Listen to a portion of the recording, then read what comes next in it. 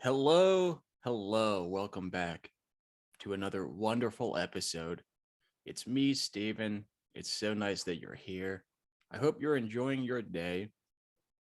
Today's question is one I've been sitting on, and I'm just gonna wing it this time. I still don't have a particular answer prepared. The question is, how do I harvest ethereal energy? How do I harvest ethereal energy? Now, I have to give some cliff notes before I answer this because most of my listeners are probably thinking, what the heck is ethereal energy? If you've heard of breatharianism or pranic living or these case studies of people that don't eat for longer than mainstream science claims we should be able to survive for without intaking any calories, that is the kind of direction of thought we're talking about with this question. Now, I believe all technology is actually modeled after the human body. And so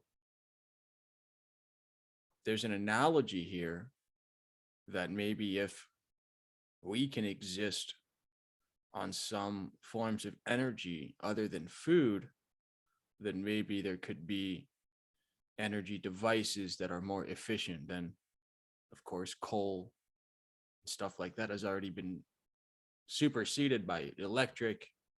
And so maybe there's even more efficient ways of harvesting energy for ourselves, as this question is asking, I think. So I'm going to answer it that way.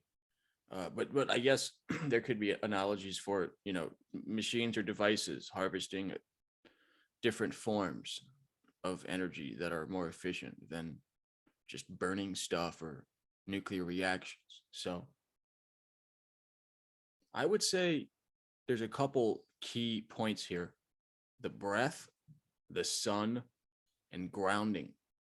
I believe that the spinal cord, due to either its spring like nature or the fluid inside of it, or both, sort of like a lithium ion battery is like a fluid with a certain charge that gets released over time. I think spinal fluid could work this way too. And so there could be ways of essentially inputting potential energy, not only into the spine, but to any part of the system using the breath, the sun, and grounding. We know through copper coil style batteries that electricity and magnetism are related. And somehow you can produce huge amounts of energy when you combine a circular kind of electric charge over a magnetic core, cylindrical pole core. So we also know that the air on a regular bright sunny day is is charged. It's quite electric. So is sunlight. That's what allows solar panels to power your house, is the fact that sunlight itself is electric.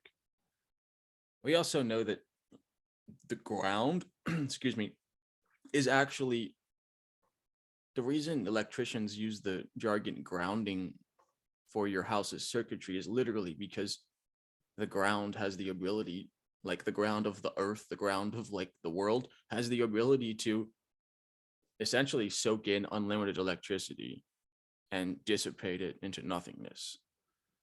I believe magnetics are involved. Anyway, breath, of course, is breathing in this electrically charged sunny air into your lungs, which have, there's three different terms that I forget here, but broncholes, bronchiola, and like bronchi. It's basically a fractal of tubing for air. And each of those three terms is a smaller branching out. And that's what allows the lungs to sort of expand so tremendously and collapse so effectively, is because you have this like it's almost like an unlimited fractal web for air. And so the surface area that this electrically charged air is running over is tremendous. If you ever walked in a grocery store, you know that when you have friction on a cool, dry day, you're shocking the cart.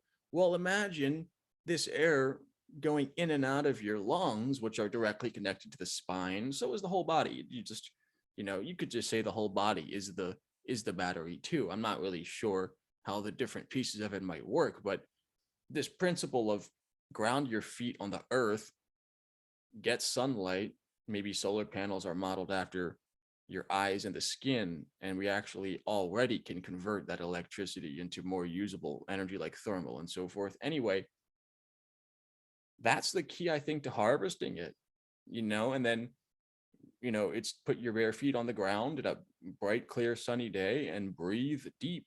Any kind of deep breath work should accomplish charging up the battery. Now, the challenge is that the body is this incredibly miraculous system that modern science hasn't even been able to fully decipher. And I understand every good answer raises more questions. If an answer is good, it should raise more questions. If an answer is bad, it's going to stop the line of questioning. Okay. So we'll never fully understand every little detail of how the body works. That's okay.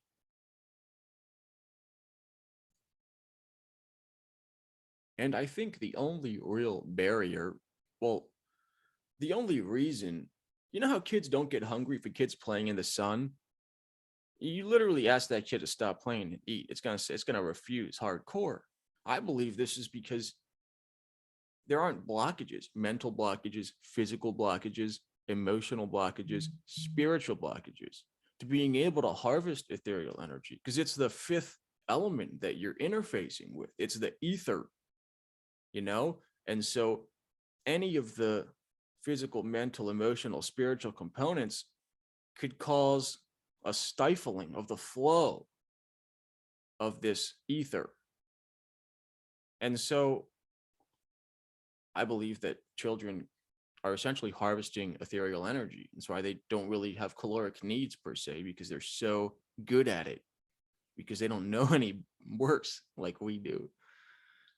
So go out there, get some skin on Mother Earth, Mother Gaia.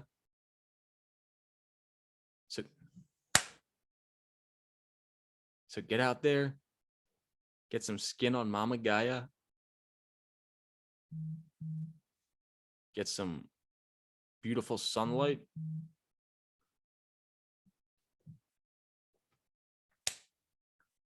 So get out there, get some bare skin on Mama Earth, Mother Gaia, soak in some rays, get some deep breaths, let it go.